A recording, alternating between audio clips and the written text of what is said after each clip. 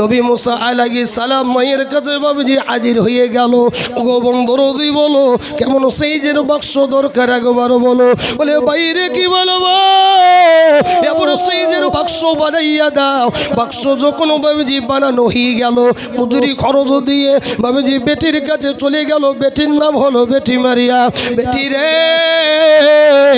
I, বেটি আয়। ওগো বেটি শোনো, আমারও বেটা তোর ভাই বুসাকে আমি ভাসিয়ে দেবো, কিন্তু বেটি তুই ভালো করে শুনে নে, আমার বেটার তুই বাক্সর পিছু পিছু যাইবি, আমার বেটা গিয়ে কোথায় দাঁড়ায় ওই খবর কানা একবারে দিবি।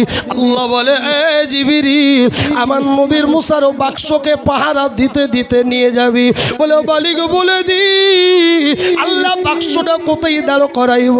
বলে জিবরিল শোনো, ওই বাক্স কানা কোথাও যেন না দাঁড়ায়, একেবারে ফেরাউনের ঘাটের সামনে বন্ধ করবি।